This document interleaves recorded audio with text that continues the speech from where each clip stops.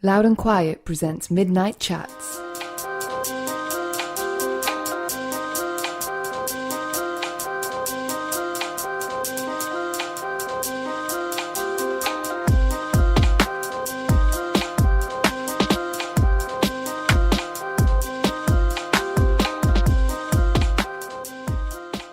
We never set out with a particular mood in mind for how each one of Midnight Chats turns out.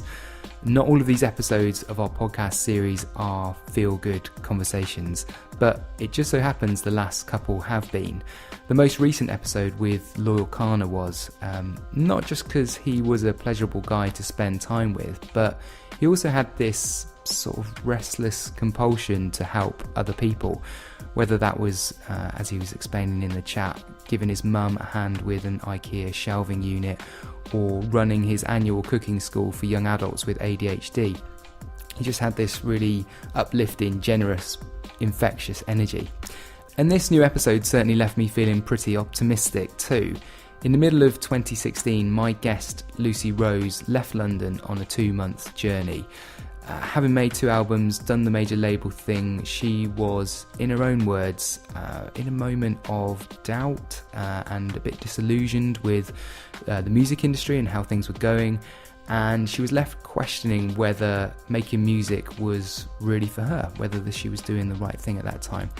And given she toured like most other musicians and artists in the past, the usual venues, processes, places and conventions, what she did next was kind of radical. She spoke to her fans in South America via social media and said, "I'm coming to see you, please can you book a space for me to play a free show and let me stay in your house, in your spare room on your sofa." And off she went. A lot of these places were well off the traditional touring grid.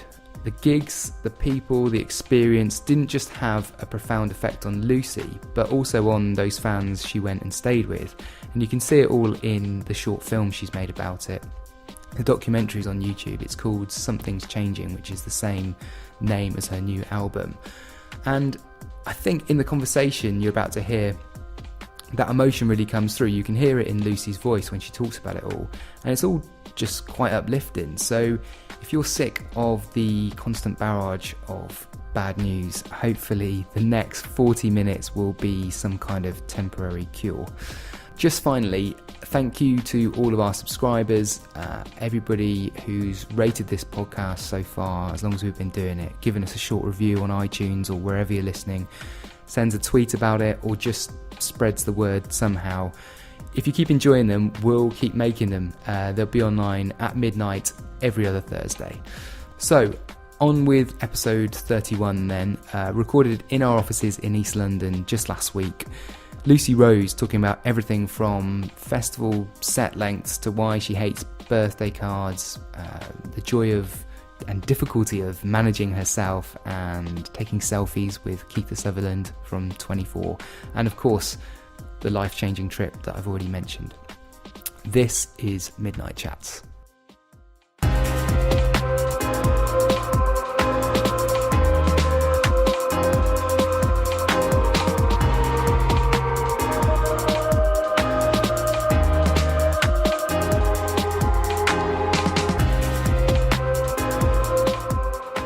How have you been? You well? Yeah, really good. Nice and busy, which feels good at this time. Yeah, you had a busy day. You've already been to BBC Six Music today. Yeah, done my Laurent Laverne session this morning, which is that? It's always so good. I feel like that show is quite iconic, isn't it, to play Laurent Laverne? So I was really thrilled to do that. And then went and did a weird panel for the Brits about festival set lengths, a sort of discussion. Okay. About whether festival sets are too short and whether they're cramming in too many artists. Right. And I'm here, which is very exciting. What's your view on that? Do you think they're too short? Oh, I've just been talking about it for like 2 hours. It's talk great. about it again? No, it's good. My view is, I think for me the problem with sometimes set lengths is the changeover time between artists. Right. I think maybe behind the scenes bit of when you've got 20 minutes is the shortest I've had before, but it's just impossible and it's really stressful. That band has to get all their gear off. You have to set all your gear up, check it all, get your monitor sounding okay, and most of the time you come off stage so stressed, and they're like, you've got 30 seconds until you need to go on. And it's just, it's hard because the amount of artists I've seen at festivals have had like technical problems, which has just come from not having enough time to set the gear up properly and check it all. So we've had people on the podcast before who've been quite open and honest about saying like festivals sometimes are just a necessary thing that they have to do, and it's their least kind of favourite of doing all the shows. Like, admittedly, the thing that people often say is they enjoy playing to an audience that's not necessarily theirs, which I totally take that point. Good opportunity to expand your fan base and things like that. But the actual scenario can be quite, as you just explained, a little bit stressful, quite pressured. Not that necessarily... makes me feel so much better, because that's how I feel. Oh, okay. And I just feel that there's something wrong with me for not enjoying myself more. But I think it's okay to say that, though, isn't it? Like, that at festivals that you have a preference for playing other types of shows, I think that's fine. I think it's so dependent. But the stress part of it all, and it's such a long way sometimes for half an hour or something. You drive 6 hours in a van, turn up. It's just all go in this sort of hour slot you have where it's doing the changeover, setting everything up, then playing and not running over. There's a big clock on the stage. Don't go over. So then you think, I'm not going to talk at all or say anything so I can play the songs that I want to say. And then it feels harder to make the same connection to the crowd. And you sometimes worrying about people coming in, drifting out the tent. You can see people leaving as they're going to go and watch something else. You know, they come and watch a couple songs of yours and some people leave and you think, oh, God, they hate it, and you know, I'm boring them, and they're going to go watch someone better and who someone else is on, and all that sort of stuff. So I think there's a lot going through my mind, and I often just don't play the songs that I like the most, which are my quieter ones and my more acoustic songs, because those doesn't feel like it fits the occasion. Yeah, and especially if people are chatting and having a good time and everything. But actually going to a festival as a punter, it's so much fun, and I think I'm just sometimes jealous. You feel so disconnected to that fun that's happening when you're performing sometimes. You're pretty much not exactly fresh. We're like 10 days on now, but you were at Glastonbury this year, playing just after or just before Kiefer Sutherland? Just after Kiefer Sutherland, yeah. That's a cool thing to say. Right. Very cool. I was desperate for it. I was like, I'm going to get a selfie. I've got to. It's Kiefer Sutherland. It would be such a shame not to.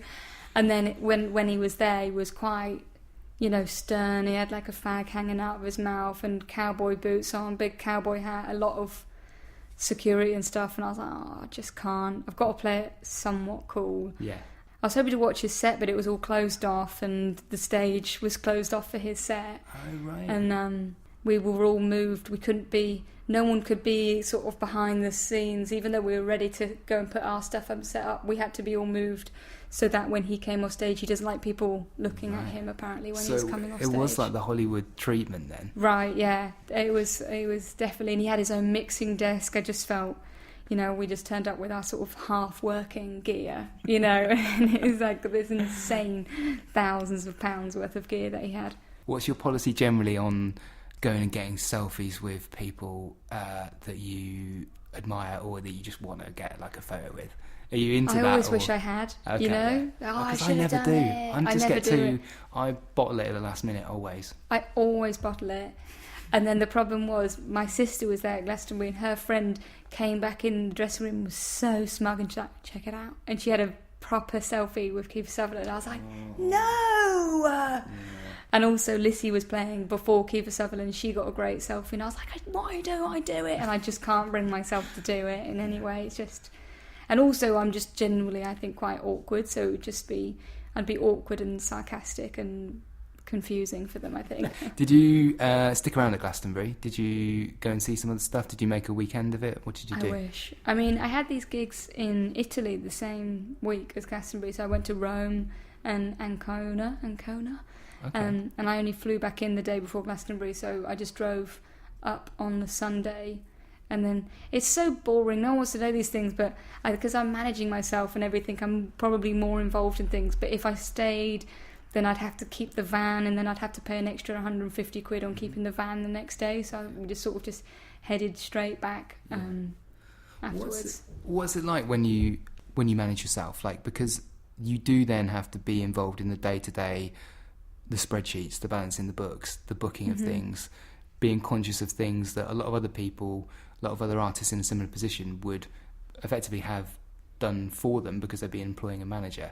Do you find it a liberating experience to be in charge of all that stuff, or do you find it adds another layer of kind of complexity? I really like it personally. I think sometimes it would be difficult when you look at sometimes when other people are organising things, or sometimes sorting things out. I always go, I wouldn't have done it like that, I wish we hadn't organised it like that. But then it's hard because you have to employ people and just let them do what they do and then have their best judgment of what those decisions are. But for me it was really good because I think I do like things a certain way. And I don't know, often sometimes it just feels like it's an extra messenger. I think some people find it hard that I'm managing myself. I don't think it's normal for some parts of the team to talk directly to an artist about finances and things like that, and some people find it a bit awkward. But at the same time, it is the artist's money at the end of the day, and it kind of frustrates me. It's like, oh, well, you should really be thinking about this, and it's like, but it's coming straight out my bank account, so why should I not be thinking about this or worrying about this? This is, my money at the end of the day. So with something like Glastonbury, presumably you didn't get a chance to stick around and see, so if you were there on the Sunday, Ed Sheeran headlining? Unfortunately not. I would have really loved to. Okay, cool. Because didn't you play like a gig with Ed in the early days, or? Yeah, Eddie. We like Eddie. I didn't just call him Eddie. Eddie. I said no. I said him well. Ed. He used to play like open mics. I said, but it sounded like Eddie, but it's not Eddie. It's not some weird nickname I've given him.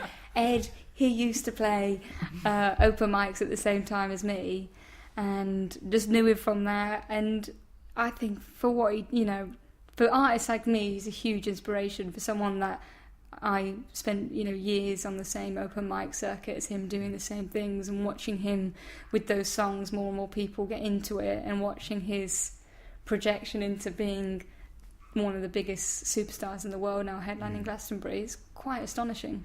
This week is a big week for you because you're releasing your new album, Something's Changing, on Friday.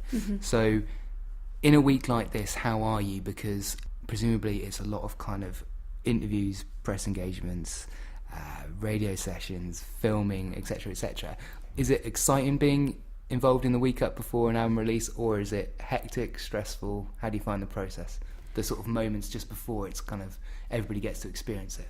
I think it's big ups and downs for me, and I think because you have all these exciting things where you're live on radio and you're thinking, I can't believe I'm here and everything, and then probably tonight when I'm going to sleep I'll be thinking, no one wants my record and it's coming out, and what happens if no one likes it? And I think that voice that's in everyone's head sometimes can get a bit annoying in this week, but I think I'm learning, especially this time being my third record that's come out, to ignore it and really concentrate on the fact that things are busy, but how amazing is that? I could be putting a record out and no one wanting to be talking to me about it, or no one asking me on their shows. Now that would be really scary. So really I just mind over matter. When it's busy, it's just think good about it, think it's positive. One of the interesting things that you're doing this time as well is that along with the release of the album, you've made a documentary because last year in 2016 you travelled to South America in a very kind of unique tour set of shows where you appealed to your fans and said, I want you to book my shows and I want to come and stay with you. And you set off there and you did that for 2 months and travelled all around South America and you made a documentary about it as well. Tell us a bit about the countries that you visited during that period. Well, we flew into Quito, Ecuador. Never been there before, like most of these places. And then went to Peru. A fan took me to Machu Picchu as well, which was... Did you do the trek to go up at sort of sunrise? We did Sungate, the trek in the morning. Yeah. I mean, we got the bus up to the gate. Because it takes a couple of days otherwise, right, to trek it. Well, then, it took 2.5 hours from once you're in the gates of Machu Picchu to get right to the top of Sungate. So we did that around 5:30 or something and got there just before sunrise. And? It was extraordinary. It was so amazing. I'll never find the words to describe how great that was. And the trips I went through Peru and Chile.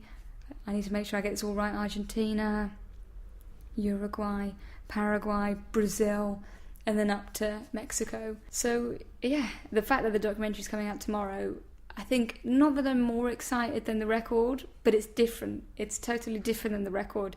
Musically, I know that the record, some people love it, some people might not like it. But I think with the documentary, it feels in many ways broader.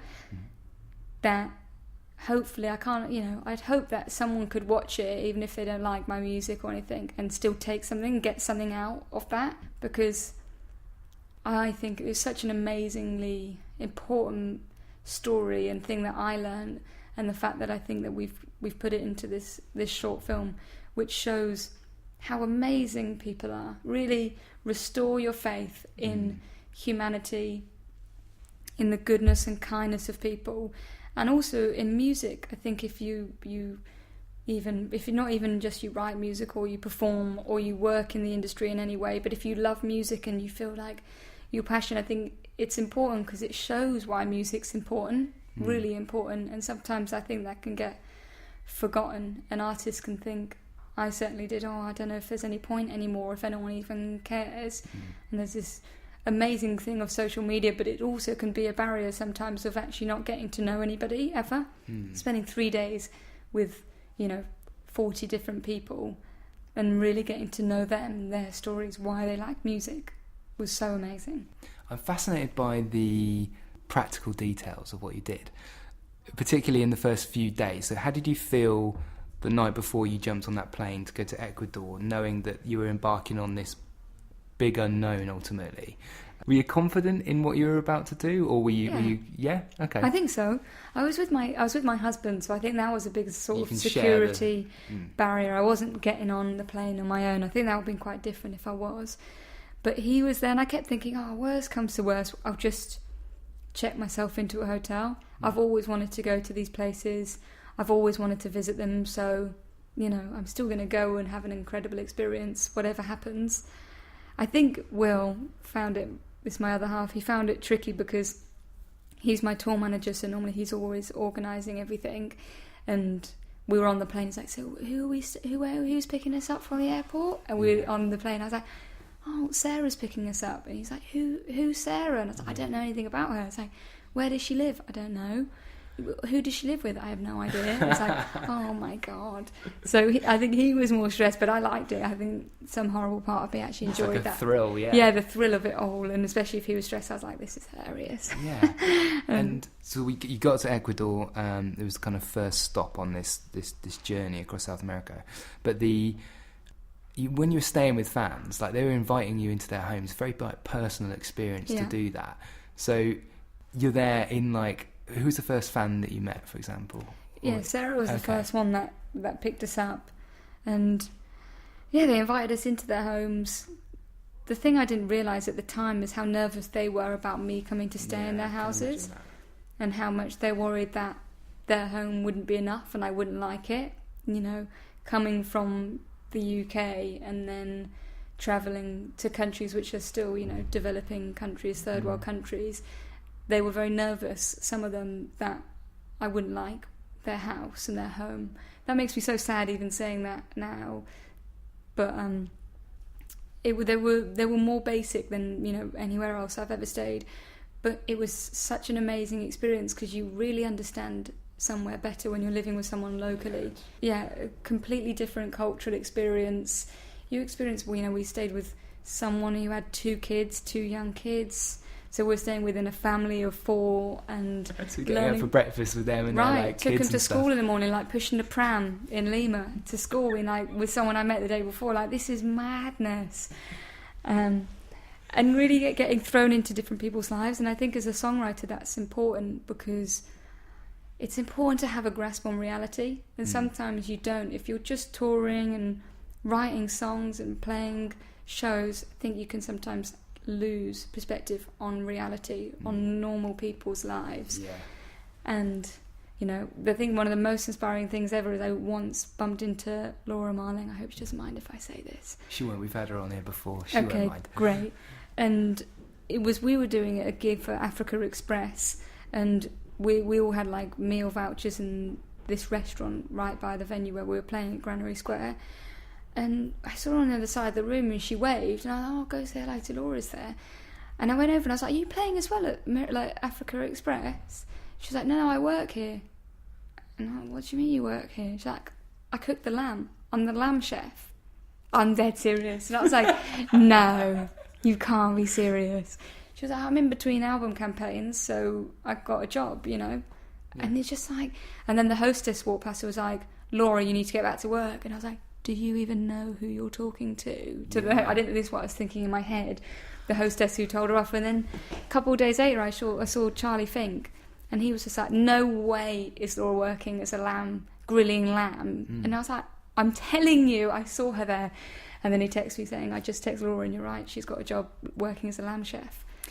There's something that's just about just going and cooking lamb. You know what I mean? There's the normality of it. Like, most people could never dream of having a radio show or, you know, learning about digital music industry and things like that. It's still quite far-fetched in the thing where it's like, actually, I'm going to go and cook lamb, or I'm going to go pull pints and actually chat to people. I always think, if I have time off, I'm just going to pull pints. Yeah. Because how much would you learn about people's lives over just the bar? Oh, definitely. People just open up, don't they, to you about, it's like being a taxi driver, learning that thing that's slightly deeper than you would have in normal world. And I think that was about the trip, which was amazing, is I went quite deeply into people's lives and how they felt. And I felt a bit like I was interviewing them all the time, because I was just all they felt like that, because I was just so interested in their lives and the political systems there, what it was like to be a woman in these countries, you know, having kids, opportunities, the class system, you know what I mean?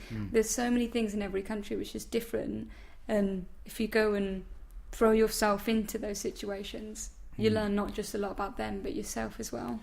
When you were doing this trip and you were making the documentary, did you do anything else? Did you like keep like a diary or a notepad? Like, because presumably there's a lot of stuff that couldn't even, some of the things you just explained, you probably could only really touch on in the documentary, but you've got a head full of stuff. On it, honestly. Yeah. So much stuff that's never even been mentioned. This is not enough time. So did you take lots of photos? Did you kind of like, have you got like a scrapbook of your, or was it all in here? Well, like? I did a blog actually for Line of Best Fit. Okay. Paul, the editor, was amazing. Before we went on the trip, he saw my post and said, I've seen that you're doing this. Do you want to meet up? Because I lived there for 6 months in South America. So I was like, yes, please. Any help, any advice would be good. And when we first went, I decided to do, firstly, a post about why I was doing it. And that's what started, which is just to set up, this is what I'm doing. I'm going to go live with my fans and explain that I felt a little disillusioned from the industry and music, and I'd lost touch really in why I was making music, and wasn't happy, you know. At the end of the day, that's what it came down to, is I didn't feel happy in music anymore. And that was probably the main reason why I was thinking about stopping. It's if I'm not happy doing this, then why am I doing it? I should go and do, life's too short to do anything that makes me unhappy, especially if I'm privileged enough to be doing this music, or I need to find a route to do music and be happy. So kind of wrote this piece, and after I wrote that piece and he published it in Line of Best Fit, then once we started the trip, I just felt like I had a million stories I wanted to tell, and messaged him. He said, yeah, just send me it. So I sort of did a diary online that everyone could read during the experience. Did you find that you surrendered yourself to the experience straight away once you got there, or did it take some getting used to this new way of living that you kind of decided you were going to do for 2 months? It was really different in every single place. The hardest thing, which then I got used to, I suppose, was meeting a stranger, having that sort of initial we don't know each other awkwardness thing where it's nice but you don't know each other, then spending 24 hours a day together for 3 or 4 days, knowing everything about them, feeling like you truly knew them really, really well, and I really cared about them at the end of it, felt like I had a friendship, and then saying goodbye, and then going and doing it all over again. Quite intense experience. It's really hard. That was the hardest thing in many ways, but I think once I got used to it, which was like, prepare yourself, because you're going to be attached to this person and then meet someone you have no attachment to and you're living with straight away, and there was really two very extreme things from those first, that position of going from one place to the next, and just starting again and getting to know the next person and understanding them as a human and understanding their lives and starting from scratch. it was intense, but yeah, I found that everyone had those common things, which were music, and the type of music, I guess, that I made them all quite similar in a way, because I think it's a certain type of music, mine, which attracts, or it seemed to attract the people that maybe had gone through things, maybe have felt things, and weren't scared of putting on music which made them feel something. A lot of them had said at times they would put on this sort of music, and their friends like, why are you listening to this depressing music? Why don't you just put something fun on? And they're like, do you not get it? And one of them said to me, I honestly think some of my friends just don't want to feel it. Whatever songs make you feel, they're scared of it and they don't want to feel it. They'd rather put something on which didn't make them feel those feelings. And that was, I'd never thought about that ever before, and that's totally fine. But it's not that, it's their depressing songs or things. It just conjures up different sort of emotions. And then I realised that I was just like them, because all the music I listen to makes me feel that way, and all the music I love, going like Joni Mitchell Blue being one of my favourite records, but it makes me feel something. And it doesn't make me feel like happy, I'm the happiest person in the world when I'm listening to it, but it makes me understand myself somehow. It makes me think about things I wouldn't have thought about, delve a little bit deeper into who I am and understand that. And that, I think, has helped me on my journey in life, is that sort of music. That's interesting that you can sort of correlate that between all these different people in probably vastly different situations across an entire continent, and yet you can sort of join the dots in some way. Quite fascinating. Makes you a very similar sort of person, actually, weirdly. Out of all the things that you can have in common, I think sometimes music taste can make you more similar than you can realise. If it was going to be, maybe I should start some sort of like friendship or dating app where it's all based on music, because I think that's really important. Because I think if you don't have that connection, it's difficult. I'd find it hard. Music can, and I'm a huge hippie, call me that, but I think music can heal in a way that other things can't. When I'm feeling really lost in life and I don't understand things and I can't make sense of something that's happened, somehow music can make sense. It can make something that makes sense that didn't beforehand, and I don't know how that happens, and there's a real mystery to music and why it does that. Tell me about some of the standout moments from you, the memories of playing some of the shows, because from some of the footage I've seen, there were moments where you kind of had to be, okay, let's just sort of go with the flow of this. And this isn't your standard barfly setup. This is something completely different. Tell us about some of the highlights. Some of the first gigs we did, because I wanted them to be free entry, that made things really tricky for venues to want to have me play, because they couldn't charge for tickets. But I felt like I paid my flights to be here. My fan is sorting out my accommodation. You just, you can take all the money from the bar or anything. You just need to give me a space of some sort. So lots of people were amazing, but they would just hire in a PA which was just on the floor. So I'd walk in, it'd just be all in bits, not put together on the floor, and like, is that all right? And you don't want to kick off and be like, no, it's not all right, because, and maybe I would have done that as well. I think these are the things I was learning, that potentially I would have said, I can't work like this, and it brought out a different side of me, which was way more easygoing, I think, which is like, absolutely great. Let me just spend half an hour trying to work out how to put this PA together. Pick up the instructions in Spanish or something. Totally, looking at a manual, I'm going to do this. And then ended up mixing the support acts, like gig, just being like, don't worry guys, I got this. Never done this before in my life. So, yeah, it pushed me into finding out a lot more about myself, and being more relaxed. Some of the standout moments, I think it was just some of the places were just so unusual. People had done so much as well. Cafes in La Serena in Chile, you can't fly in there. It was a 16-hour bus to get there, tiny town in Chile.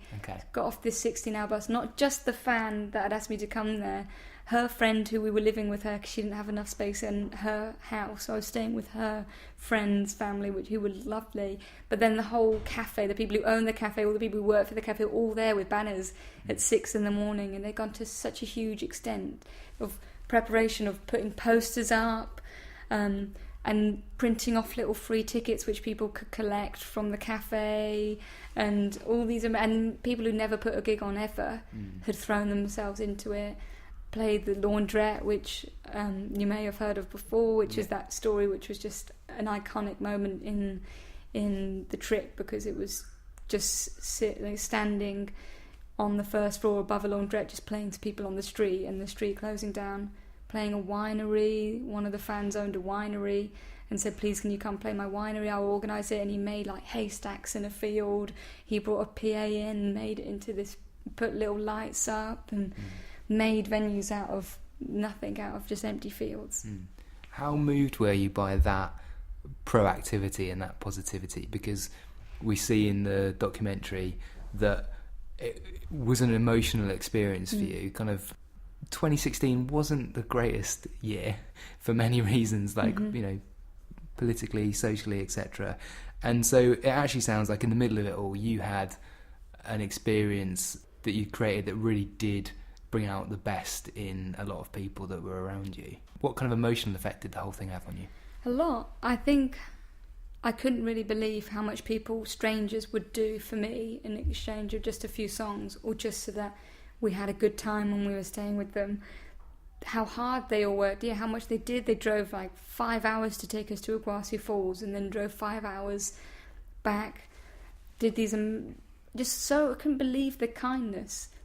Total strangers. And I think there's so many moments which aren't in the documentary because there were just too many, where I would just have another amazing experience, and 2 days later have another amazing experience, and then a day later have another amazing experience with all different people. And it just got to a point, it's like, I can't believe this is happening. I can't believe that I'm being shown all this love and kindness from people I've never met before. And also I just realised how lucky I was. You know, it was just like the most surreal thing, because the people I spent the time with, there's a few real standout moments where when I was leaving, the person I was staying with would say, these have been the best days of my life. Like, how am I meant to go back to work tomorrow now? How am this has been the surrealest, most crazy moment, and I just got to go and sit in my office and go back to normal, back to my life, which I don't even really like. And or say, I promise you, I'm going to take these are the best days of my life, I'm going to take them to my grave with me as the best days of my life. I know I'll never have an experience like this ever again. And people who'd never been on a plane before, never left their town, never even seen a live gig before. And I felt bad in a way, because I thought, we've had this incredible moment and then I'm leaving, and it's like, we've all been there before and we've had a great experience, and you feel, how do you move on from this? And how do you get back to reality? Feels even harsher sometimes then, doesn't it, afterwards? So saying goodbye to people and seeing their sadness that the experience was over, and then on the other side, I was on to the next best experience, you know what I mean? Another incredible experience the next day with someone new. And there was part of me that felt guilty in a way. It's like, this is never-endingly amazing for me for 8 weeks. And I could probably continue doing it for so long. And like I said, I want to say it again, I'm not well-known, you know what I mean? I'm not a well-known musician. I'm not saying this as I've got this huge ego where it's like, all these people will do this for me. That's what's extraordinary about it, is I'm not well-known. My music doesn't get played on radio. No one knows my name. And the fact that even one person in all these places does, and the extent that they will show me kindness for someone when I was really doubting whether even anyone cared about me and my music, yeah, it was extremely emotional. Not just a experience that would go on to inform like writing a new record then, but ultimately something that you're always going to remember like forever, as a sort of probably defining moment in your life, without putting it into too big a kind of context. So what happens next is that you've made this new album and you've made the documentary, and you're going to take it out and you're going to show it before you perform live, and people are going to get to see it, and it will hopefully put those songs that you've written now into a context. Do you think, like, that what's the thinking behind showing what happened and then performing those songs? Because presumably that couldn't not have filtered into your thought process when you sat down to write new music. I think it's really important. I've even seen the odd piece of PR which has said, Lucy Rose grabs a backpack and does a trip around South America and writes an album about it. And it just, even that's like, no, that's not, that frustrates me because I know that's true and I know that's what it is. But it isn't about that. It's not about me just like grabbing a backpack and doing a travelling experience and everyone go, oh, it's the best experience of my life. It isn't. And I think the documentary is really important to put the album into perspective as well, and what I wanted to do with the record. And also the fact that I had the confidence to make this sort of record, because I know that I'd never have made this record without those people that I met, and without talking to them about the songs that mattered to them. And we're going back to talking about the same thing about how music makes you feel and things, but we're all looking for some sort of purpose in life and to do something. And it felt like the biggest thing I've ever done was writing those songs that helped people and made them feel the things that we were discussing earlier. And they're the songs that I love. That's exactly the sort of music that I was writing, but I just didn't think anyone wanted it. And the fact that I could go and meet people and they would say, please play Shiver, play Night Bus, play Gamble, which is like a bonus track from my first record, which was so depressing.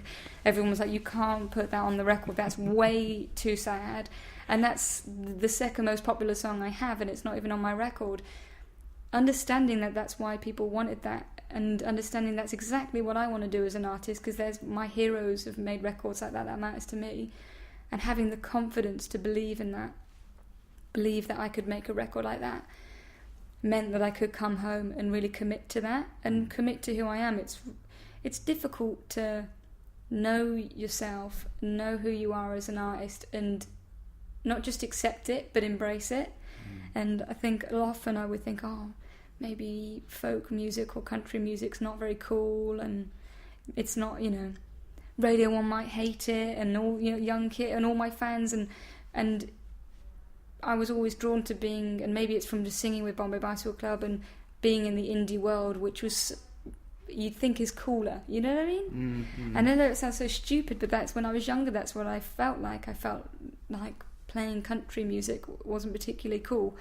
And then actually finding out that's who I am, what I want to make a record, and I guess not just accepting it but embracing that's who I am and feeling proud that that's who I am as an artist, only came from the confidence that those fans gave. So screening it, I think, is really important. And I have a huge amount of jealousy when I look down at the places that you're going to do this, screen the film and perform at in the coming months, for the rest of the year in fact. It's taking you to Newcastle. Everyone which loves I love. Newcastle. I'm a Newcastle supporter, so that's all good. But in all seriousness, it's taking you to Asia. You're going to go to the Philippines, play in Manila. You're going to go back to India, which I think you've been to before. Yeah, it's like Hanoi and and you're going to Bangkok. You're going to go Delhi and Bangalore and these wonderful places to play shows in cinemas. So is there something special about playing a show in a cinema? Are you kind of like, is that something that's still an interesting experience to do for you? Yeah, well, I think mainly the UK are proper cinemas. They can't show films, we're going in vibe. Not everywhere has even got cinemas that I wanted to play, so a lot of them just needed a screening, a way to screen it. So it's called the Worldwide Cinema Tour, but there's going to be the odd venue which isn't a cinema. They say it could be, but it's, again, from my experience of touring further afield, you never know quite what to expect when you walk into a venue. But I think it's just exciting to be in new places, and being in India was really exciting because, again, in these countries is and especially in smaller towns and smaller places, even more off the grid, when you're talking not even just Delhi and Mumbai but going down to Bangalore as well, people don't feel like they're important enough for musicians to go and play for them. And the UK and Europe and the US and then maybe Australia and maybe Japan gets, all artists will try and tour those places, and there's huge proportions of the world which are ignored when it comes to live music. And for me, it was important to start the campaign back in Latin America and go to India and tell people they are important. My fans are important no matter where you're from. Have you had peers, people around you that make music, say to you, you going to these places that are, you know, dangerous or off the grid or a bit unusual. Do they say things like to you? Like, do they say like kind of like, oh God, I don't think I could ever do that, or do they ask like proactive questions saying like, wow, you're playing a show in Chile, or you're playing a show in you mentioned Hanoi, like places that aren't on the traditional touring map.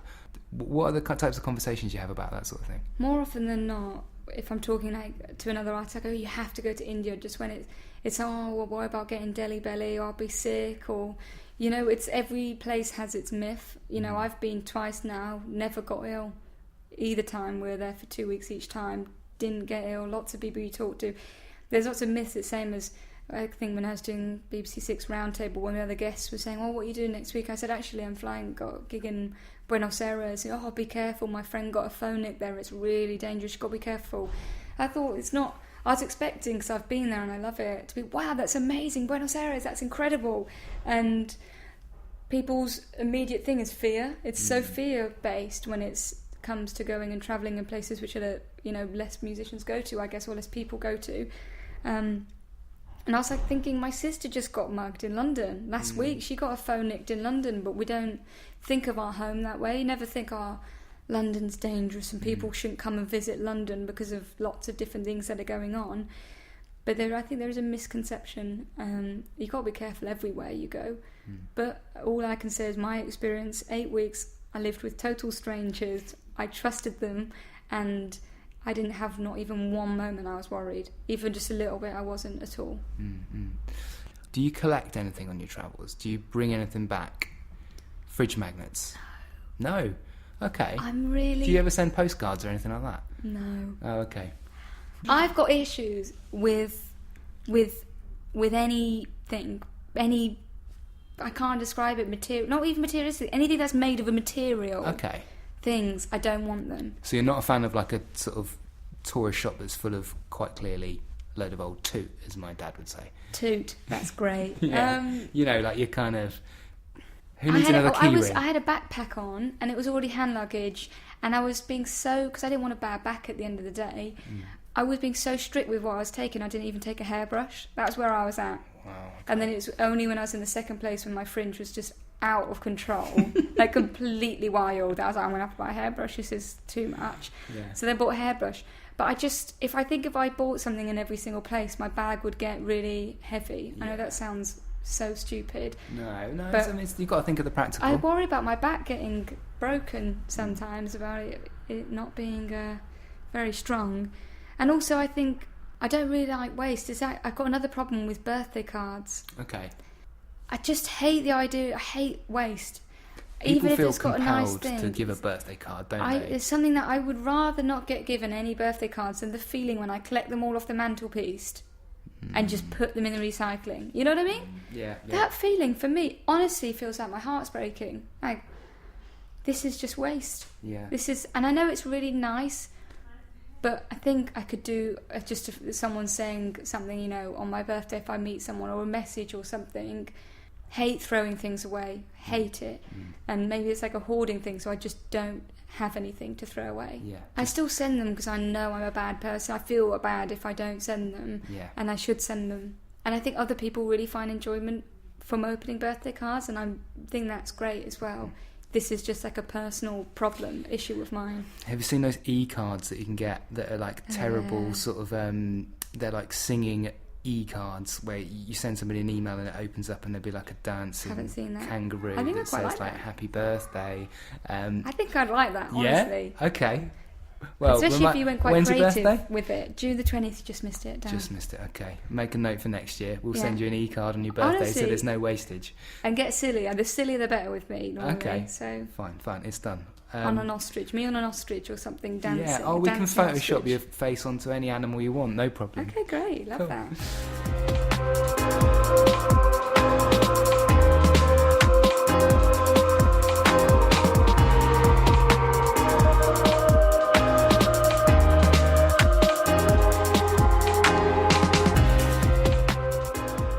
Midnight Chats is a loud and quiet podcast. Production by Emma Snook. Music courtesy of Gold Panda. Search Midnight Chats on iTunes for more episodes and to subscribe. For more information, visit loudandquiet.com.